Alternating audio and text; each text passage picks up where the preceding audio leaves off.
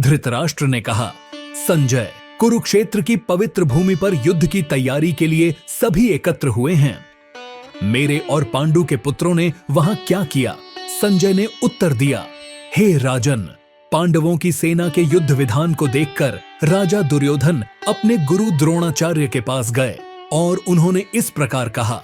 दुर्योधन ने कहा, आदरणीय आचार्य, पांडु के पुत्रों की विशाल सेना को देखिए, जिसे आपके ज्ञानवान शिष्य द्रुपद के पुत्र ने युद्ध के लिए अत्यंत कौशल से व्यवस्थित किया है।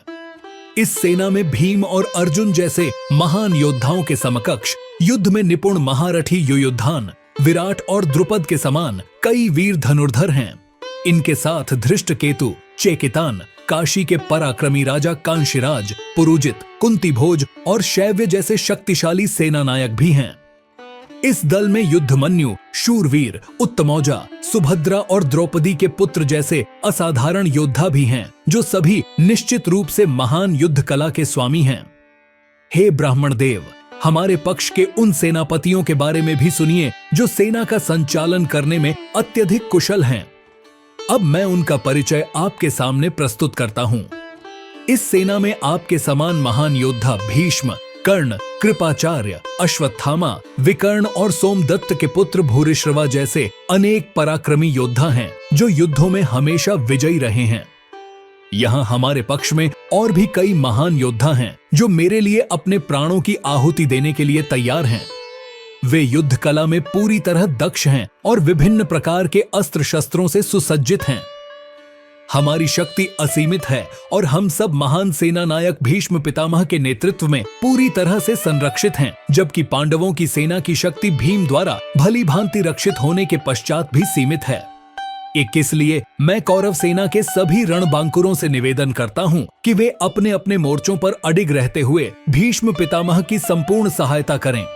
उसके बाद कुरुवंश के प्राचीन और अत्यंत यशस्वी महायोद्धा भीष्म पितामह ने अपनी विशाल शंख की ध्वनि को गूंजते हुए ऊंचे स्वर में बजाया, जिसे सुनकर दुर्योधन अत्यंत प्रसन्न हुआ। इसके बाद शंख, ढोल, तुरही, बगुला और सींग एक साथ जोर शोर से बजने लगे। उनकी ध्वनि एक साथ मिलकर अत्यधिक डरावनी और भयानक हो उठी। इसके बाद पांडवों की सेना के मध्य श्वेत अश्वों द्वारा खींचे गए भव्य रथ पर विराजमान माधव और अर्जुन ने अपनी अपनी दिव्य शंख ध्वनि से आकाश गूंजायमान किया। ऋषिकेश भगवान कृष्ण ने अपना पांचजन्य शंख बजाया, अर्जुन ने देवदत्त शंख की ध्वनि गूंजाई और भीम, जो अति महत्वाकांक्षी और कठिन कार्यों में निपुण थे, ने पौंडु नामक भयंकर शंख का उद्घोष किया।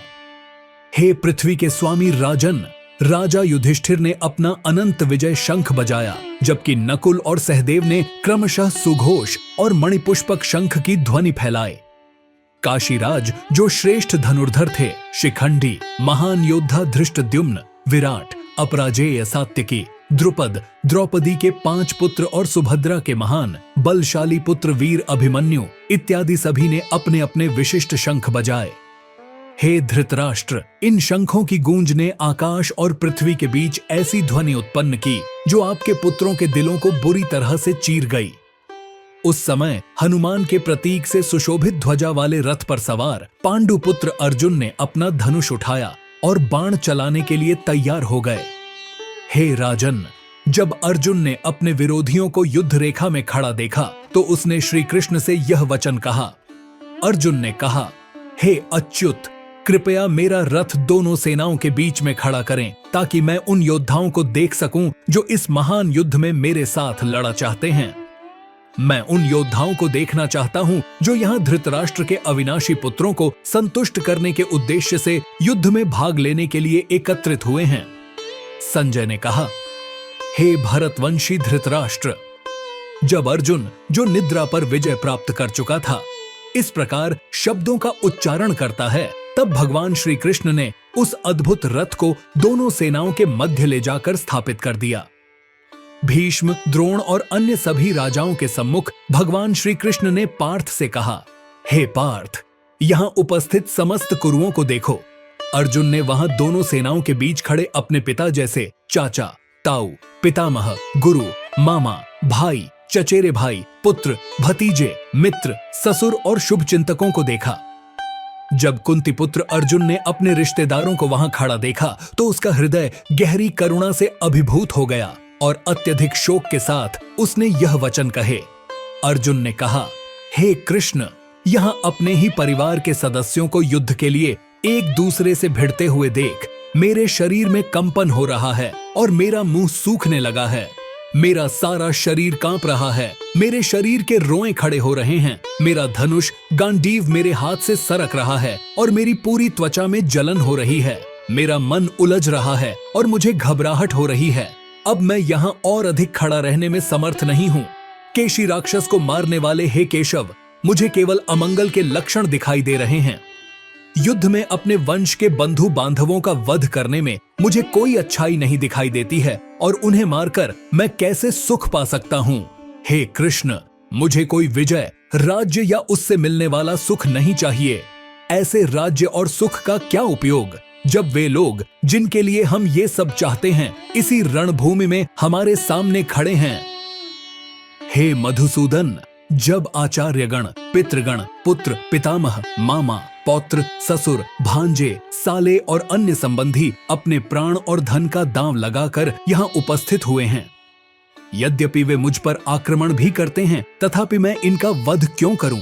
यदि फिर भी हम धृतराष्ट्र के पुत्रों का वध करते हैं, तब भले ही इससे हमें पृथ्वी के अलावा तीनों लोक भी प्राप्त क्यों न होते हों, तब भी उन्हें मारने से हमें सुख कैसे प्राप्त होगा? हे समस्त जीवों के पालक, धृतराष्ट्र के पुत्रों का वध करके हमें क्या सुख प्राप्त होगा? यद्यपि वे सब अत्याचारी हैं, फिर भी यदि हम उनका वध करते हैं, तब निश्चय ही उन्हें मारने का हमें पाप लगेगा। इसलिए अपने चचेरे भाइयों, धृतराष्ट्र के पुत्रों और मित्रों सहित अपने स्वजनों का वध करना हमारे लिए किसी भी दृष्टि से उचित नहीं है। हे माधव, इस प्रकार अपने वंशजों का वध कर हम सुख की आशा कैसे कर सकते हैं? यद्यपि कुछ लोग लोभ और गलत विचारों के कारण अपने परिवार के नाश या प्रतिशोध की ओर बढ़ते हैं और अपने दोस्तों के साथ विश्वासघात करते हैं, फिर भी हे जनार्दन, जब हमें अपने परिवारजनों का वध करना पाप पूर्ण लगता है, तो हमें ऐसे अमंगल कार्य से क्यों न बचना चाहिए? जब परिवार का विनाश होता है, तब उसकी परंपराएं भी समाप्त हो जाती हैं और परिवार के बाकी सदस्य अधर्म की ओर बढ़ने लगते हैं। हे कृष्ण, जब अधर्म का प्रकोप बढ़ता है, तब कुल की स्त्रियां भ्रष्ट हो जाती हैं और जब स्त्रियां भ्रष्ट होती हैं, तो नष्ट संस्कारों वाली संतानें उत्पन्न होती हैं। अवांछित संतानें बढ़ने के कारण निश्चित रूप से परिवार और उसकी परंपराओं का विनाश करने वालों का जीवन दुखमय हो जाता है। जल और पिंडदान जैसे धार्मिक कृत्यों से वंचित होने के कारण ऐसे पतित कुलों के पूर्वजों का भी पतन होता है। अपने पापों से कुल परंपराओं का नाश करने वाले पापियों के कारण समाज में अवांछित संतानें उत्पन्न होती हैं और इसके साथ ही विभिन्न सामाजिक और पारिवारिक कल्याण की क्रियाएं भी समाप्त हो जाती हैं। हे जनार्दन, मैंने आचार्यों से सुना है कि जो लोग कुल परंपराओं का उल्लंघन करते हैं, उन्हें अनंत काल के लिए नरक में स्थान मिलता है। ओ, कितने आश्चर्य की बात है कि हम मानसिक रूप से इस महापापजन्य कर्म करने के लिए उद्यत हैं। राज सुख भोगने की इच्छा के प्रयोजन से हम अपने वंशजों का वध करना चाहते हैं। यदि धृतराष्ट्र के शस्त्र युक्त पुत्र मुझ निहत्थे को रणभूमि में प्रतिरोध किए बिना भी मार देते हैं, तब यह मेरे लिए श्रेयस्कर होगा। संजय ने कहा। इस प्रकार कहकर अर्जुन ने अपना धनुष और बाण एक ओर रख दिए और शोक में डूबे हुए मन से अपने रथ पर बैठ गए। उनका हृदय दुख और मानसिक वेदना से अभिभूत था।